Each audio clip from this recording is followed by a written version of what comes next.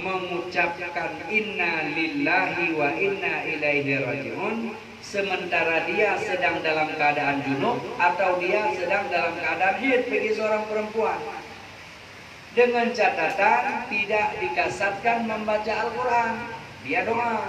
Nah, maka dia tidak mengapa, dalam arti tiada berdosa dia. Tapi kalau yang dibacanya dikasat, yang dibaca Al-Quran, itu tetap hukumnya dosa, haram hukumnya. Nah, dan juga haram pada perempuan yang sedang dalam haid itu puasa.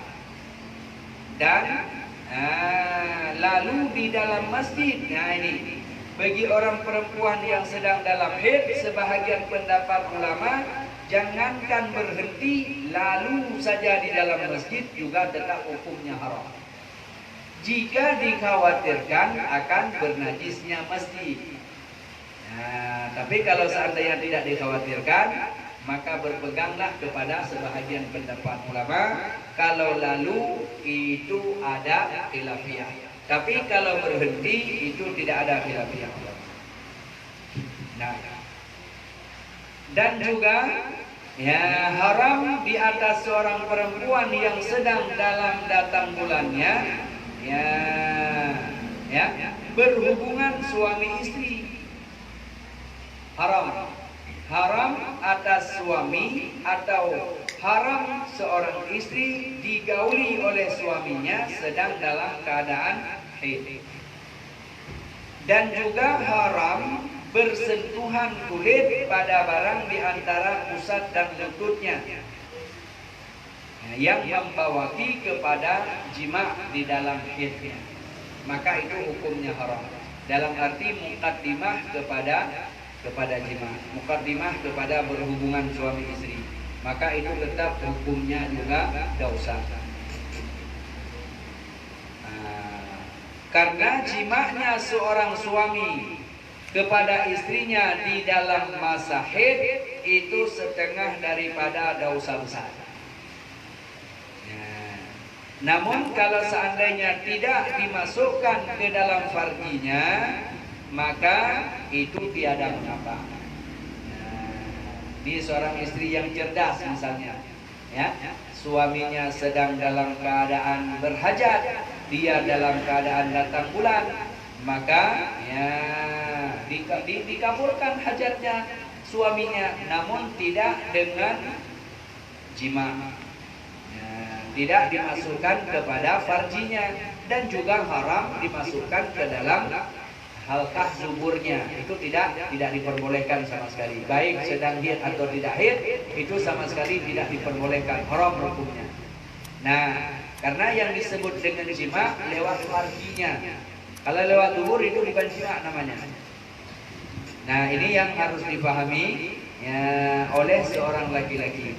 Nah, apabila seorang istri melaksanakan tugasnya sebagai seorang istri dalam keadaan datang bulan tapi bukan dengan jima, maka itu istri yang cerdas. Dia tidak berdosa dan tidak haram hukumnya. Tapi dengan catatan tidak boleh ke dalam farjinya. Nah, kemudian selanjutnya haram juga di atas seorang perempuan yang sedang dalam keadaan haid, nah, itu puasa. Puasa juga tidak boleh, haram hukumnya. Namun wajiblah qada atasnya seorang perempuan yang tidak diperbolehkan qada puasa, wajib qada puasa tersebut di luarnya Ramadan. Dan apabila lalu Ramadan ini dengan jumpa Ramadan yang lagi akan datang, belum dia mengqadakan puasanya, maka puasa tetap wajib qada dan wajib membayar fidyah. Nih, seorang perempuan puasa lalu masih tinggal, belum dia qada, jumpa dengan puasa ini, ya, jumpa dengan puasa ini belum dia qada, maka puasa tetap wajib qada, fidyah wajib bayar. Sama juga bagi seorang laki-laki yang pernah tinggal puasa di masa lalunya, belum dia qada, atau tahun yang lalu kita ada tinggal puasa 5 hari gara-gara musafir, gara-gara sakit, pokoknya ada tinggal puasa 5 hari. Belum kita qada sampai puasa ini, maka qada tetap dituntut, sementara fidyah tetap wajib. Kecuali orang yang tidak sanggup lagi berpuasa. Orang dalam keadaan sakit, tidak ada harapan sembuh, maka itu tiada wajib lagi baginya qada. Namun wajib langsung membayar fidyahnya sahaja. Kapan dibayar fidyahnya? Ini pun harus kita paham. Andai kata misalnya kita punya orang tua, orang tua kita yang tak sanggup lagi berpuasa, sudah tua betul dia, jangan paksa lagi dia puasa. Tetapi bayarlah kepadanya Waalaikumsalam. Bayar kepadanya fidyah. Fidyah saja dibayar. Namun membayar fidyah kepada seorang yang tidak lagi sanggup mengqadakan puasanya di hari-harinya, itu yang afdal. Misalnya hari ini dia tidak sanggup puasa, maka bayar fidyah hari ini. Besok dia tak sanggup puasa karena memang sudah tua betul dan tidak ada harapan lagi untuk sempat qada karena orang sudah terlalu tua, atau sakit yang tiada harapan sembuh, maka bayarlah fidyah per hari, itu terafdal. Kalau mau membayar fidyah di awalnya, maka yang sah 1 hari sahaja. Ini harus dipahami. Nih, di rumah kita ada orang yang tua yang tak sanggup lagi berpuasa. Kita sudah yakin dan kita tahu ini memang tak sanggup lagi ini beliau berpuasa. Kita bayar langsung fidyahnya mulai daripada hari pertama sampai hari ke-30. Kita bayar semuanya. Apakah sah? Jawaban jumhur ulama atau disebut dengan atas kaul yang mu'tamad, itu yang sahnya cuma hari yang kita bayar itu saja. Kalau kita bayar berarti hari kelima, 1 sampai 5 itu sah fidyahnya. Tapi 6 sampai kepada 30 itu belum sah kepada fidyahnya. Tapi disebut dengan sedekah biasa saja. Walau sebahagian pendapat ulama boleh, tidak ada masalah, bayar aja fidyah karena memang orangnya sudah tak sanggup lagi. Tapi atas kaul yang mu'tamad, terlebih afdal bayar fidyahnya per hari sahaja, atau bayar nanti di ujungnya, di ujung, di saat beliau sampai puasa 30 hari, maka bayarlah 30 hari. Nah, siapa tahu kadang pada 15 hari dia sudah inna lillahi wa inna ilaihi raji'un. Nah, jadi bayar 15 hari saja. 16 sampai 30 tidak perlu lagi dibayar.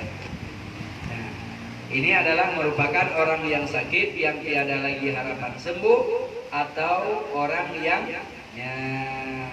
bukan sakit tapi orang itu sudah terlalu tua. Seperti itu, bayar saja fidyahnya. Nah,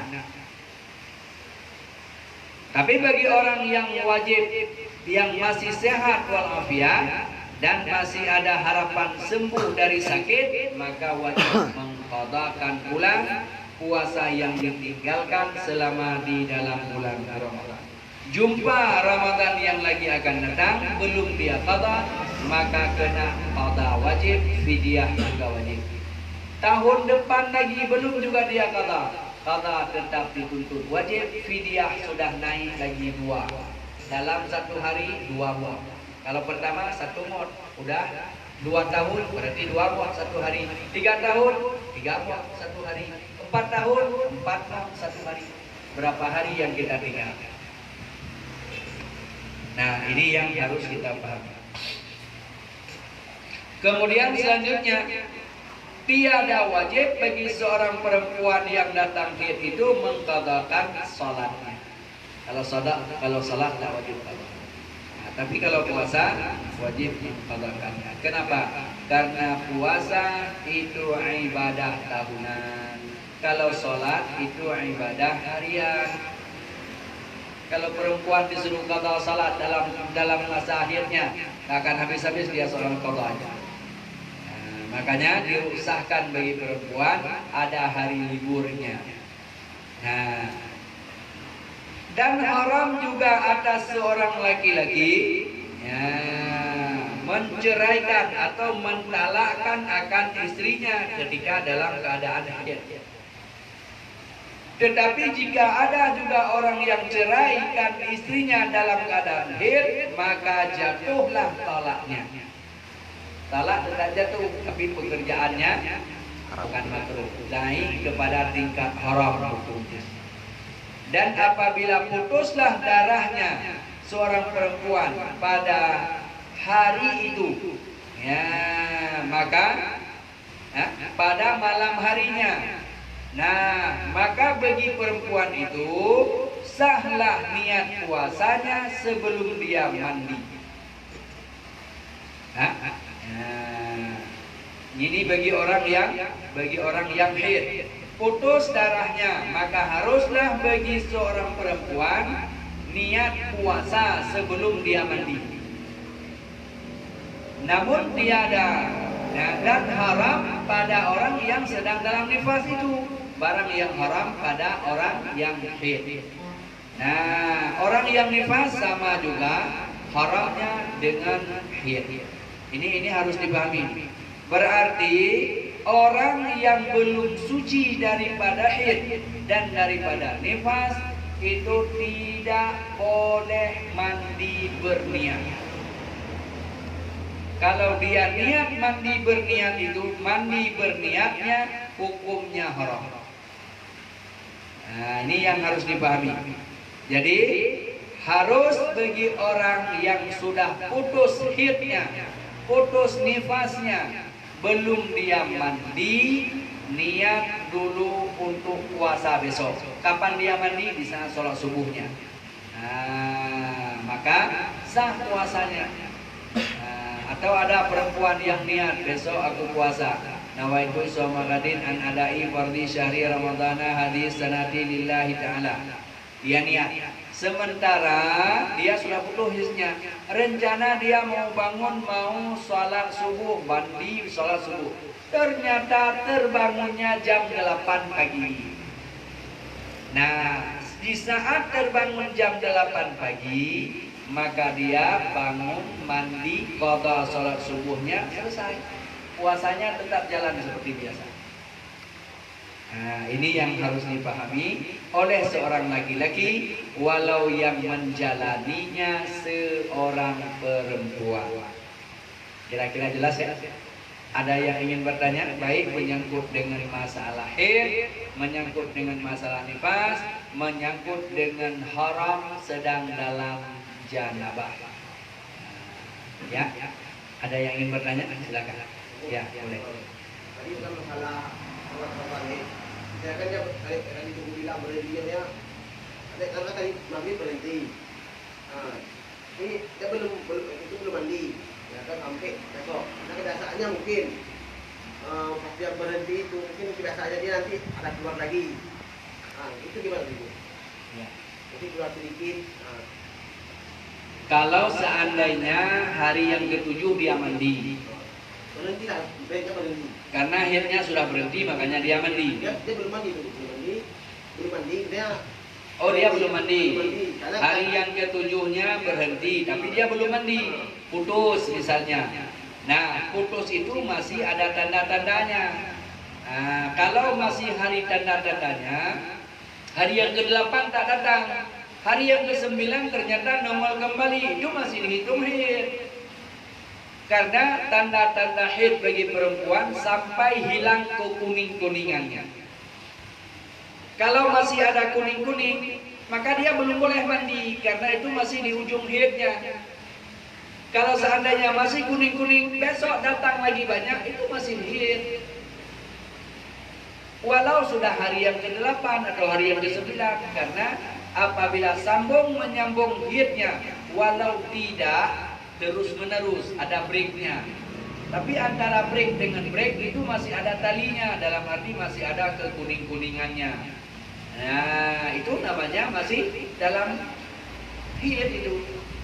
Nah, jadi hari yang ke-7 dia masih kekuning-kuningan. Hari ke-8 ternyata datang lagi. Hari ke-9 kosong lagi, tak datang banyak, cuma bergaris kuning sahaja. Hari ke-10 atau ke-11 datang lagi, itu masih dihitung dia. Batas sampai tanggal 15. Kalau seandainya lewat tanggal 15, itu tak lagi dihitung kepada haid. Itu tetap dihitung kepada istihadah. Tapi kalau belum sampai 15 hari, kalau nyambung menyambung, itu tetap dihitung kepada hukum haid. Kalau dia dihitung kepada hukum haid, maka berlakulah hukum haid. Yang kita bahas tadi, 7 hari dia sudah full, putus total. Karena hari yang ke-7 tak ada lagi, tanda-tanda pun tak ada lagi, semua tak ada lagi. Ujungnya dia mandi. Ke-8 sholat, 9 sholat, 10 sholat, 11 sholat. Hari ke-12 tiba-tiba nongol kembali darahnya. Nah, yang nongol hari yang ke-12 itu bukan lagi haid, walau belum sampai 15 hari.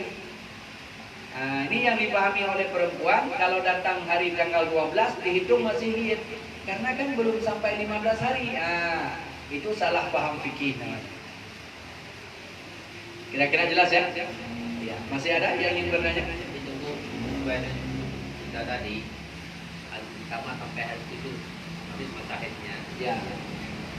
Dia ada suci, kepada suci. Itu 1 hari berselang datang lagi. Ya.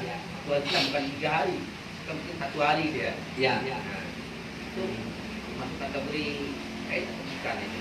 Nah, makanya di saat dia mandi hari yang ke-7, ditengok galibnya. Galib dia, kebiasaan dia datang haidnya berapa hari? Kebiasaan datang haidnya itu 7 hari. Nah, maka dia mandi. Dengan catatan dia mandi sudah tidak ada tanda-tanda lagi. Ya. Kalau masih ada tanda-tanda, maka jangan mandi. Masih ada garis-garis kuningnya itu jangan mandi. Kalau dia mandi masih haram. Hingga dia dan atau yakin bahwa ini sudah benar-benar suci, maka dia baru wajib mandi. Nah, kalau menjelang 1 hari ternyata datang lagi, apabila sudah 1 hari full 24 jam tak nongol-nongol lagi, ternyata 1 kali 24 jam atau 1 kali 24 saat baru datang lagi, padahal tadi sudah putus total. Maka yang datang lewat 1 kali 24 jam itu bukan darah haid. Karena tadi sekurang-kurang haid 1 hari 1 malam. Jadi apabila sudah suci, sudah suci, sudah mandi, sudah sholat 1 hari 1 malam dia sudah sholat. Tiba-tiba besok sudah nengok lagi darah. Itu darah yang ditengok besok itu bukan lagi darah haid, tapi sudah dihitung kepada darah istihadah. Karena sudah diselangi oleh 1 hari 1 malam sucinya. Kalau nggak sampai, Kalau nggak sampai itu masih dihitung kepada haid. Karena break itu. Karena datang haid perempuan tidak terus-menerus kayak orang kencing, tidak. Dia datang haidnya bermacam-macam model. Ada tipe datang modelnya di saat dia datang nanti berhenti. Kemudian nanti datang lagi, kemudian berhenti. Ada yang demikian, ada yang terus sikit. Ada yang seperti itu. Ada yang pertama sikit, hari kedua, ketiga banyak, hari keempat mulai sikit. Ada yang model seperti itu.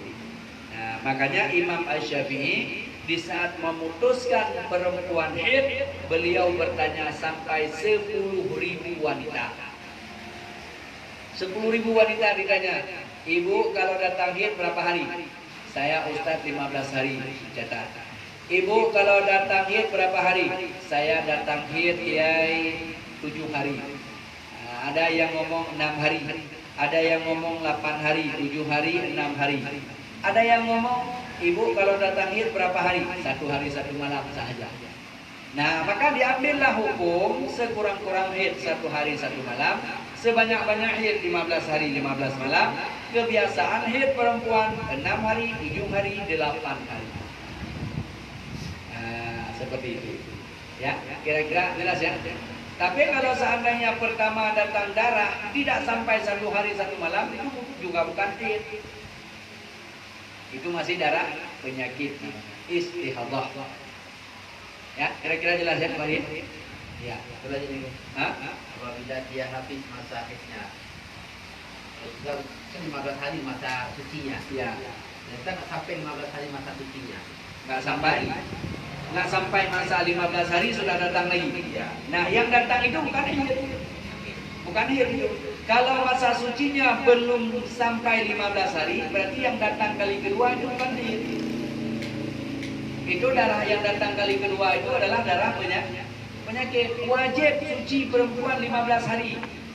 Wajib. Antara haid pertama putus dengan datang haid kedua, di dalamnya wajib ada suci 15 hari. Kalau nongol belum sampai 15 hari udah nongol lagi. Nah, yang nongol kali kedua ini bukan haid. Tapi ini dihitung kepada darah penyakit namanya. Nah, ini yang harus dipahami karena wajib suci perempuan sekurang-kurang sucinya 15 hari, 15 sebanyak-banyak sucinya tak ada batas. Nah, itu sebanyak-banyak suci tak ada batas. Sekurang-kurang suci saja yang dibahas. Ya, kira-kira jelas ya tadi? Ya, yang tadi. Memegang mushaf Al-Quran yang ada campuran tulisan Latin dengan terbuka aurat apa harapannya? Ya. Memegang Al-Quran yang ada tulisan Latin dengan sedang terbuka aurat. Sedang terbuka aurat itu bagi laki-laki antara pusat dan lututnya. Bukan dengan celana dalam dia pegang. Kalau dengan celana dalam itu tak ada adab namanya. Kita ada wudu, tapi pegangnya Al-Quran dengan celana dalam. Ditanya, dosa enggak? Dosa. Ya, kita ada wudu. Ya, secara hukum memang tak dosa, tapi secara adab kita kurang ajar. Karena kita pegang ada dalam keadaan berwudu. Itu tidak ada adab. Berarti orang yang tidak punya adab di hadapan Al-Quran lain bab nanti. Jadi lari kepada bab yang lainnya.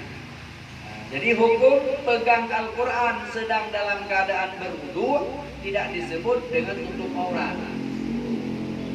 Ya, kalau seandainya aurat laki-laki antara pusat dan lutut pakai kain sarung, antara pusat dan lutut tertutup, itu berarti tutup aurat.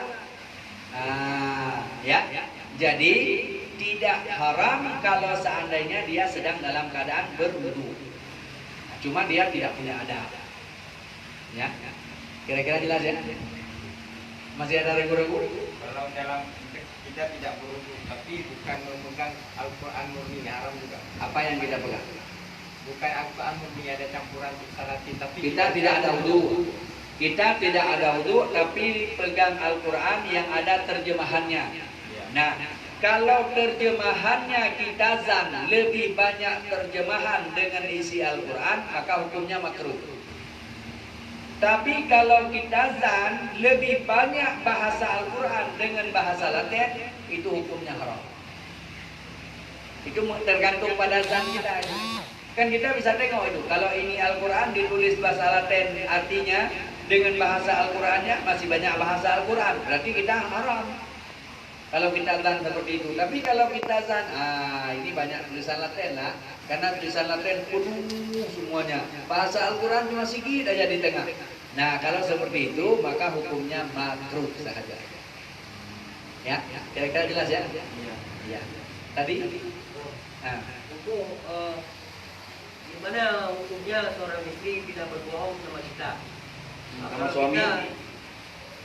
Kita tanya, udah sholat deh? Udah, padahal dia belum sholat. Ya. Apa hukumnya? Hukumnya seorang istri berbohong dengan suami, hukumnya durhaka. Durhaka dia. Seorang istri yang durhaka dengan suaminya, jangankan masuk surga Allah, mencium bau surga saja dia tidak akan dapat. Padahal tercium bau surga di akhirat 500 tahun perjalanan sudah tercium bau surga. Jangankan dia masuk dalam surga, mencium bau surga saja diharamkan oleh Allah. Apabila seorang istri berbohong kepada suaminya atau menipu suaminya, itu disebut dengan durhaka. Kita tanya juga sebaliknya. Jadi tanggung jawab kita macam mana jadi? Apanya? Kan istri adalah tanggung jawab kita. Ya. Tetapi kita sudah menyuruh dia, sudah kita kasih peringatan. Ya. Namun dia tetap berbohong. Jadi dosa kita tak tunggu. Kalau seandainya kita sudah pernah menyuruh, sudah pernah mengajarkan dia, kalau kita suruh saja tak kita kasih ilmu, dia memang tidak mau. Kita suruh seorang istri, dia harus paham. Dalam arti masukkan ilmu dulu, baru kita suruh.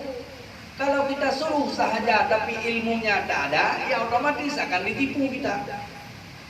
Kenapa? Karena an-nisa'u ru'usyitah. Perempuan itu memang tempat bermain-mainnya setan. Ya memang seperti itu perempuan. Yang namanya perempuan ya memang seperti itu. Nah, jadi supaya dia tidak berani lagi berbohong dengan kita, kasih ilmu dulu.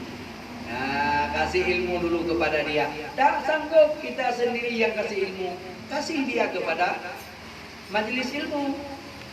Antar dia, di mana ada pengajian ibu-ibu, antar dia. Banyak tempat pengajian ibu-ibu. Nah, banyak tempatnya, tapi bukan ke tempat yasinan. Nah, ini biasanya orang antar istri ke tempat yasinan, antar istri ke tempat arisan. Itu bukan pengajian.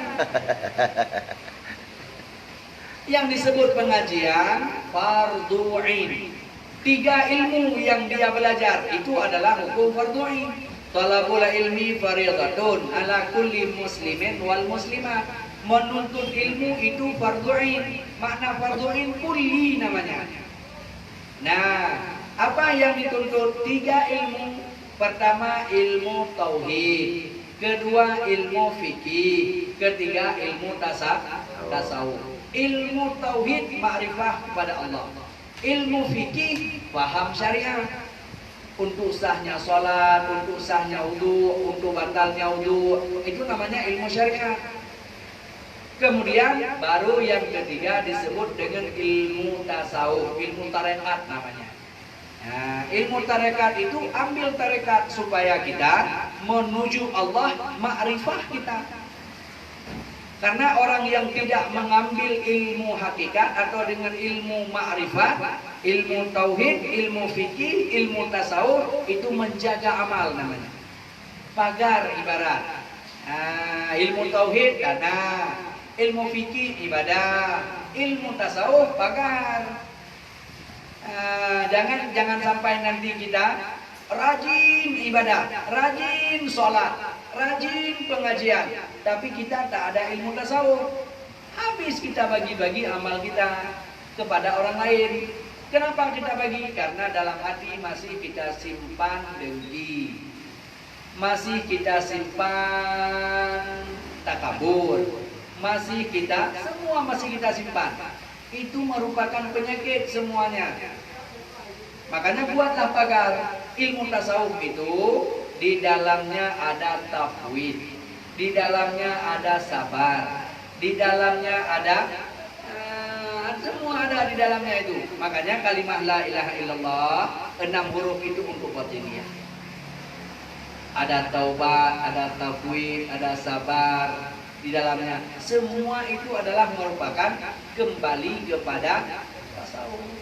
Tasawuf itu adalah mengambil tarekat. Tarekat boleh, tarekat Naqsyabandiyah, tarekat Syartariyah. Itu jalan menuju kepada Allah. Jalan menuju kepada syahaya Allah, ma'rifah kepada Allah, maka melalui tarekat. Tarekat ini yang punya silsilah sampai kepada baginda Rasul. Jangan juga salah ambil tarekat. Kalau salah ambil tarekat, maka kita akan katek namanya. Katek, makna katek terputus di tengah jalan. Terputus di tengah jalan berarti silsilahnya tidak lagi sampai kepada baginda Rasul. Makanya ambillah tarekat-tarekat yang sudah jelas silsilahnya sampai kepada Imam Al-Ghazali. Makanya punya imam. Imam tauhid, imam fikih, imam tasawuf. Imam tauhid siapa? Nah, kita harus paham. Pastikan saat ini kita berada di dalam tauhid Asy'ariyah atau Maturidiyah.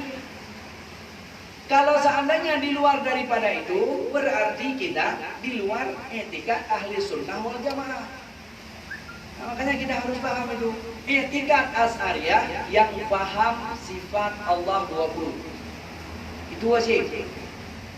Mustahil bagi Allah 20. Yang jaiz bagi Allah 1. Makanya di saat kita ucap asyhadu an la ilaha illallah, di dalam syahadat tauhid itu dikandung 41 sifat. Di saat kita ucap wa asyhadu anna Muhammadar Rasulullah, itu dikandung 9 sifat. Di saat orang mengucap 2 kalimat syahadah, tauhid dan syahadah Rasul, maka dikandung 50 etikat. Itu yang disebut dengan ahli sunnah wal jamaah Asy'ariyah. Sudah selesai masalah tauhid, maka kita akan naik kepada fikih, ibadah. Ibadah punya imam juga, 4 imam tentang ilmu fikih. Boleh kita mengikuti imam Hanafi, imam Maliki, imam Syafi'i, imam Hambali. Boleh kita ikut 4 imam itu, salah satunya boleh pilih. Tapi wajib belajar apa beliau fatwa. Tak boleh nanti kita mau ikut imam Syafi'i, tapi fatwa imam Syafi'i tak kita paham. Kita mau ikut imam Hambali, fatwa imam Hambali kita tak mengerti. Itu tak boleh. Lepas tangan nanti, ya Allah, aku tidak berfatwa seperti itu. Kalau semua mujtahid nanti tolak, kita mujtahid sendiri. Ini yang harus kita pahami. Karena banyak orang sekarang yang berlawanan dengan fatwa. Contoh seperti 4 mujtahid sepakat sholat tarawih 20 rakaat. Kenapa? Karena diambil daripada Khalifah Umar. Khalifah Umar itu adalah merupakan Khulafaur Rasyidin. Karena Rasul berpesan ikuti sunnahku dan sunnah Khulafaur Rasyidin. Berarti sahabat Umar itu masih terhitung dalam Khulafaur Rasyidin. Maka sepakat 4 mujtahid itu menyangkut dengan sholat tarawih 20 rakaat. Sementara kita bersikeras sholat tarawih 8 rakaat. Berarti itu mazhab yang mana kita ambil? Nah, dengan alasan, wah kalau 20 rakaat nanti saya tak bisa masuk kerja ini. Oh, berarti kita ambil mazhab PT, bukan mazhab Imam Syafi'i. Seperti itu. Nah, jadi kita ada imamnya masing-masing. Kalau seandainya kita ikut ilmu tasawufnya, belajar untuk pagar hati, pagar amal, maka ikutlah imam tarekatnya adalah Imam Al-Ghazali. Jelas silsilahnya sampai kepada baginda Rasul. Nah, ini yang harus kita pahami supaya kita selamat di dunia dan selamat di akhirat. Kira-kira jelas ya? Nah, ya silakan. Assalamualaikum warahmatullahi wabarakatuh. Waalaikumsalam warahmatullahi wabarakatuh. Saya mau nanya ini masalah hubungan suami istri dalam waktunya bulan puasa. Ya. Jadi kan habis itu kita hubungan suami istri, jadi tiduran. Begitu kita terkejut pas waktu azan subuh. Ya. Jadi langsung kita niat puasa. Apakah sah puasa kita itu? Ya. Jadi sebelum mandi. Sudah selesainya? Ya itu. Ya. Kalau kita sudah berhubungan suami istri jam 12 malam, taruhlah misalnya 2 ronde lah. Ya kan? Terlalu capek kita. Terlalu capek. Ayo udah 2 ronde. Terlalu capek. Tak terbangun di waktu sahur. Terbangunnya azan. Apabila azan terbangun, maka ditanya dulu. Di saat sebelum berhubungan suami istri ada niat nggak? Ada niat berpuasa besok nggak? Ada niat. Ada niat nggak? Ada niat nggak? Karena habis tarawih kita udah niat kan? Kalau habis tarawih itu harus pastikan. Habis tarawih kadang-kadang itu bukan niat, tapi lafaz nih. Iya. Lafaz niat. Kalau lafaz niat itu tidak sah. Hati-hati itu. Karena imam seringnya nawaitu sauma gadin an adai fardhi syahri ramadhana hadhihi sanati lillahi ta'ala. Itu lafadznya. Wajib pastikan dalam hati, sahaja aku puasa esok hari daripada menunaikan fardu Ramadan pada tahun ini karena Allah Ta'ala. Sudah kita niat, berhubunganlah suami istri jam 12 malam, 2 ronde, 3 ronde, terserah, tidak ada masalah. Nah, jadi karena terlalu lelah, tak terbangun makan sahurnya, azan terkejut kita. Nah, di saat terkejut, maka langsung kita pergi ke kamar mandi, mandi janabah, langsung sholat subuh, puasa, terus lanjut. Karena tadi malam ada nih. Tapi kalau tidak ada niat tadi malam, terkejut waktu azan, langsung kita niat, itu tidak sah lagi. Karena sudah fajar. Nah, ini yang harus dipahami. Makanya niat puasa wajib dijatuhkan niat pada malamnya. Beda dengan puasa sunnah. Kalau puasa sunnah boleh menjatuhkan niat di waktu fajar, asal belum sarapan. Jangan sampai nanti udah kena buburi 2 bongkok baru niat. Itu tak boleh. Udah sarapan lontong, udah kena 2 piring, baru kita niat untuk puasa, itu tak boleh lagi. Tapi kalau belum makan apa-apa, belum sarapan, belum minum, kita, ya Allah, hari ini Senin rupanya, Isnin bulan Rajab rupanya hari ini, ya Allah, aku ingin puasa, ya Allah, langsung puasa. Saja aku puasa sunat Isnin, ya, sunat hari Isnin di bulan Rajab karena Allah Ta'ala. Tapi dengan catatan belum makan lontong, ya. Kalau sudah makan lontong nggak boleh lagi. Ya, kira-kira jelas ya.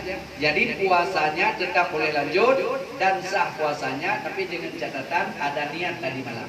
Kalau tidak ada niat tadi malam, maka itu tidak sah puasa. Kalau tidak sah puasa bagaimana? Wajib besok untuk imsak. Tak boleh juga makan. Waduh, karena saya tak ada niat, makanlah siang kita, hukumnya haram. Wajib imsak. Wajib imsak, tak boleh makan juga, sama seperti orang lain. Bagi kita yang lupa niat, besok wajib puasa. Dalam arti bukan puasa, tapi wajib imsak. Wajib takdim namanya, wajib takdim bulan Ramadan, tak boleh makan kita. Haram hukumnya makan. Itu namanya imsak. Namun kita wajib kata nanti di luar Ramadan lagi. Itu kena denda namanya. Beda dengan orang yang sedang datang bulan. Bagi perempuan yang datang bulan, itu sunat mereka imsak, bukan wajib. Sunat imsak. Kalau seandainya dia mau imsak dapat pahala. Tapi kalau seandainya dia sembunyi-sembunyi, tidak dilihat oleh anaknya, tidak dilihat oleh adiknya, dia makan, silakan, tidak ada masalah. Cuma makruh saja. Nah, kalau makan di depan orang umum, haram tetap. Jadi tidak boleh kita makan di depan umum di dalam bulan Ramadan. Makanya pernah kejadian di masa yang lampau dimasukkan oleh Allah seorang majusi. Ya, di saat akhirnya meninggal dia dalam keadaan beriman kepada Allah gara-gara memuliakan bulan Ramadan. Ditampar anaknya gara-gara anaknya makan di luar.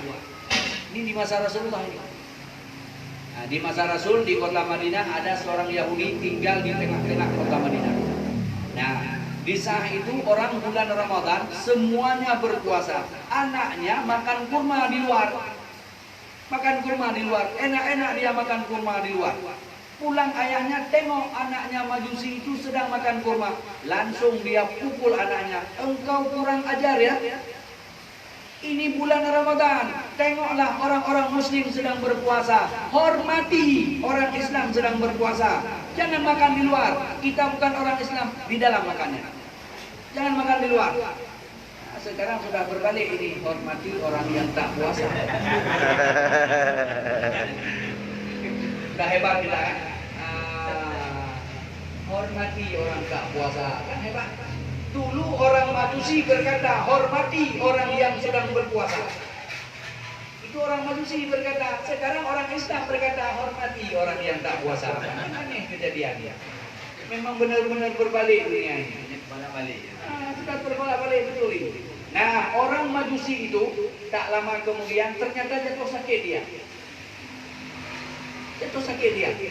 Nah, sesudah dia sakit, ternyata di saat sakitnya Allah berikan ilham kepadanya. Allah berikan hidayah kepadanya. Dia langsung mengucap 2 kalimat syahadat. Sesudah mengucap 2 kalimat syahadat, meninggal dia.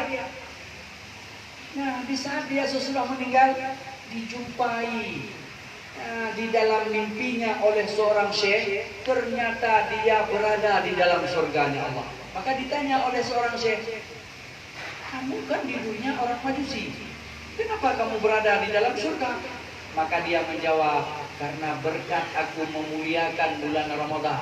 Aku larang anakku makan di luar. Ternyata Allah berikan hidayah kepadaku. Di saat aku mau keluar dalam dunia, aku mengucapkan 2 kalimat syahadat. Masya Allah, luar biasa memang kelebihan bulan Ramadan. Makanya kita selalu berdoa, balighna Rajaba wa Sya'bana wa balighna Ramadan. Ya Allah, perjumpaan kami dengan bulan Rajab, bulan Sya'ban dan bulan Ramadan. Jumpakan kami ya Allah dengan bulan Rajab, bulan Sya'ban dan bulan Ramadan. Makanya dinisbahkan bulan Rajab, bulan Sya'ban, bulan Ramadan. Bulan Rajab adalah bulan Allah. Bulan Sya'ban dinisbahkan kepada bulanku, kata Nabi. Kenapa? Karena bulan yang dilupakan. Yang diingat orang Rajab, Ramadan. Bulan Sya'ban dilupakan. Makanya Rasul berpesan, bulan Rajab, bulan Allah. Bulan Sya'ban, bulanku. Bulan Ramadan, bulan umatku. Dalam arti bukan bulan-bulan lain, bukan bulan Allah. Jangan salah paham juga. Jadi berbanyaklah ibadah di dalam bulan-bulan tersebut. Bahkan di dalam kitab Di dalam kitab Durratun Nasihin ada diceritakan seorang perempuan yang selalu memuliakan bulan Rajab. Di saat datang bulan Rajab, dia balik ke rumahnya, dia bersih-bersih rumahnya. Dia bersih rumah, dia sikat semuanya, dia bersih baju, dia rapikan, semuanya dia rapikan. Nah, pada suatu hari, pada suatu tahun, di suatu hari di bulan Rajab, sudah dibersihkan semuanya, sudah dibersihkan halaman-halaman rumahnya. Maka datang seseorang bertanya, kalau ibarat bahasa kita, bude, kenapa bude bersih-bersih semua itu? Maka dia jawab, saya ingin menjumpai tamu, memuliakan tamu, katanya. Nah, karena ibu itu sudah tua, karena mungkin terlalu capek bersih-bersih rumah itu, jatuh sakit beliau. Di saat beliau jatuh sakit, ternyata anak-anaknya sudah sukses semuanya.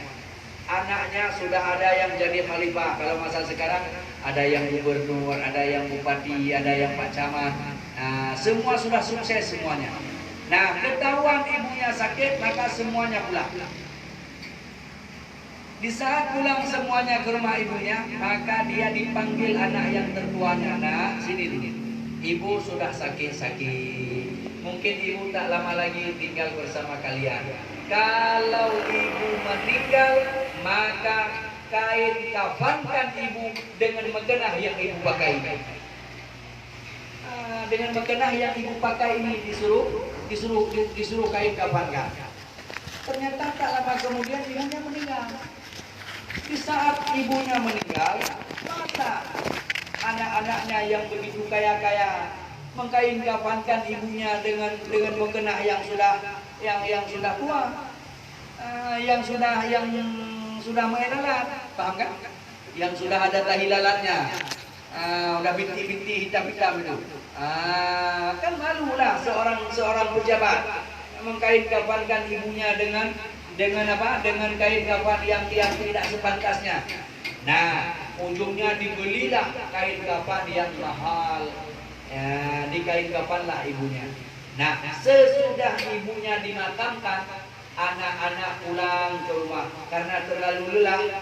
maka anak yang tertua tadi terlelap sebentar sahaja tertidur. Baru saja tertidur, ibunya langsung datang. Apa dia berkata? Nak, kenapa engkau tega sekali tak mau menuruti wasiat ibu? Kenapa engkau nak tidak mau menuruti nasihat ibu? Tidak mau menuruti wasiat ibu? Ibu tak butuh harta kalian, ibu tak butuh uang kalian banyak, ibu tak butuh ini pakaian yang mahal, tapi ibu butuh apa yang ibu wasiatkan kepadamu. Terkejut dia di saat mendengar ibunya marah seperti itu.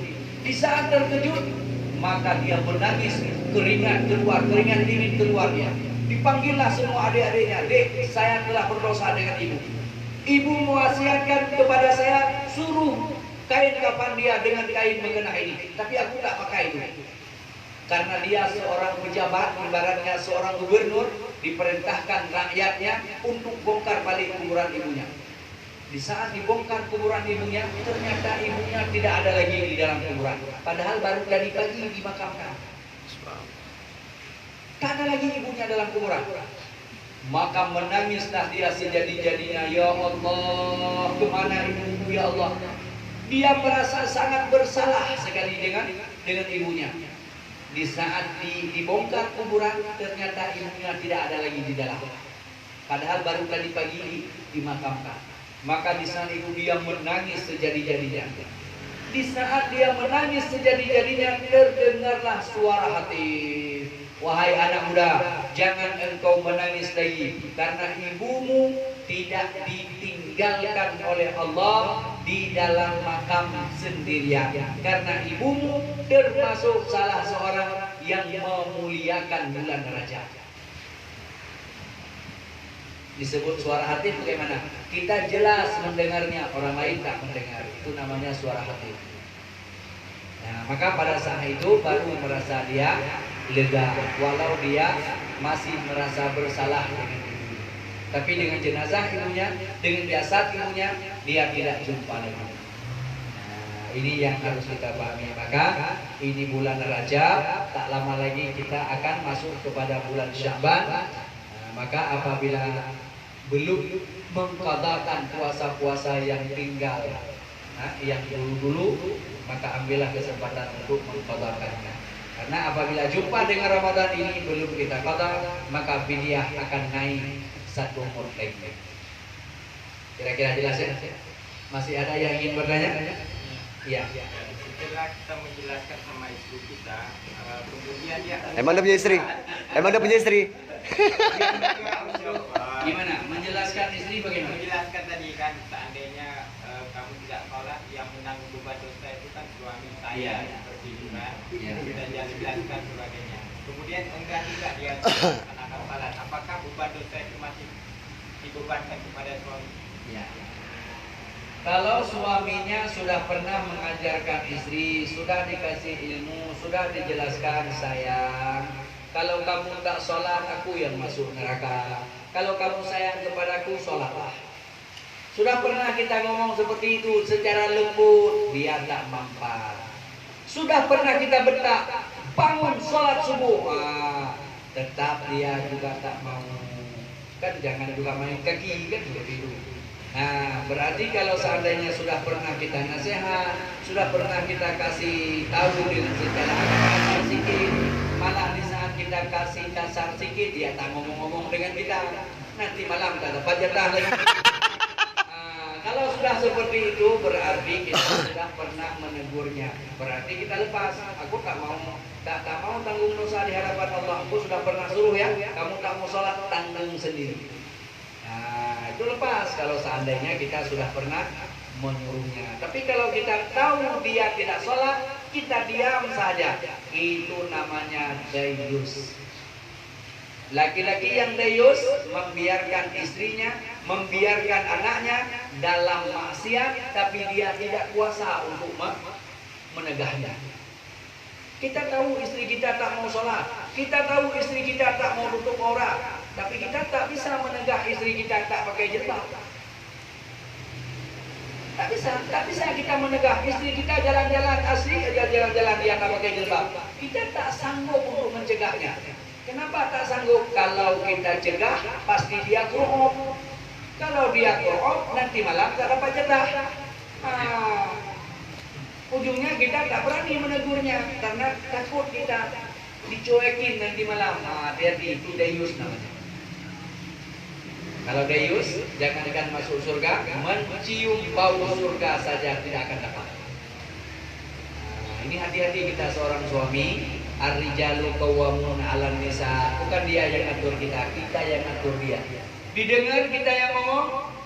Kalau tak dengar, sekali, 2 kali, 4 kali tak dengar, kita harus keras. Kalau seandainya sudah kita keras, dia akan ngomong-ngomong lagi, kita tunggu sampai lewat 3 hari. Kalau sudah lewat 3 hari, harus tanya, Dek, duduk sebentar. Ini engkau sudah 3 hari. Kalau engkau terus seperti ini, bagaimana hatimu senang? Harus kita tanya itu, harus berani. Bagaimana hatimu senang? Sementara apabila hatimu tak senang, ibadahmu tidak diterima oleh Allah. Neraka tempatnya, neraka tempatnya. Harus kita tanya seperti itu. Kalau seandainya sudah juga kita ngomong seperti itu, tak paham juga, panggil walinya. Rasulullah saja memanggil Abu Bakar As-Siddiq karena gara-gara dengan istri beliau yaitu Aisyah. Baginda Rasul memanggil Abu Bakar sebagai penengah. Tapi di saat Abu Bakar dipanggil oleh baginda Rasul, ini Aisyah berkata, siapa dulu yang Rasul berkata, siapa dulu yang berbicara? Maka Aisyah menjawab, ya Rasulullah yang bicara. Tapi yang benar ya? Kata Aisyah yang benar ya. Abu Bakar langsung mengangkat tangan ingin memukul putrinya. Baginda Rasul menahan. Hingga Aisyah lari bersembunyi di belakang Rasulullah. Rasulullah berkata, wahai Sayyidina Abu Bakar, aku panggil engkau ke sini bukan untuk menghukum putrimu, tapi aku panggil engkau ke sini jadi penengah di antara kami berdua. Ternyata baru saja Abu Bakar keluar. Abu Bakar keluar, belum habis kesal Abu Bakar. Abu Bakar balik, ternyata baginda Rasul sudah mesra kembali dengan Aisyah. Maka Abu Bakar geleng kepala balik dia ke rumah. Kita kalau ada selisih paham dengan keluarga, 3 hari 3 malam nggak ngomong-ngomong. Dia ambil tidur balik ke sana, kita tidur balik ke sini.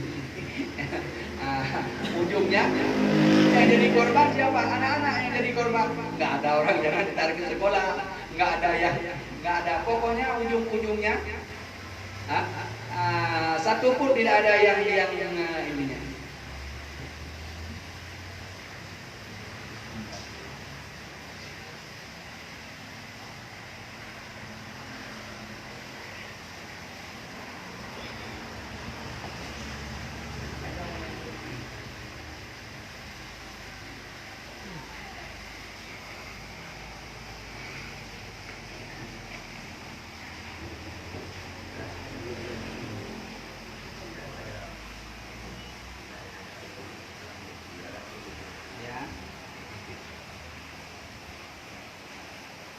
Siapa yang beli? Nasi goreng. Nasi goreng telur. Ya, siap pengajian ya. Ini ayah lagi pengajian ya. Oh iya, siap. Pokoknya tinggal sedikit lagi ya. Ya. Coba betul ya betul ini. Dia kalau sudah lapar, dia cari handphone Umi. Ditekan COD lagi makan pulsa kita. Pandai itu yang kecilnya. Padahal handphone tak dikasih.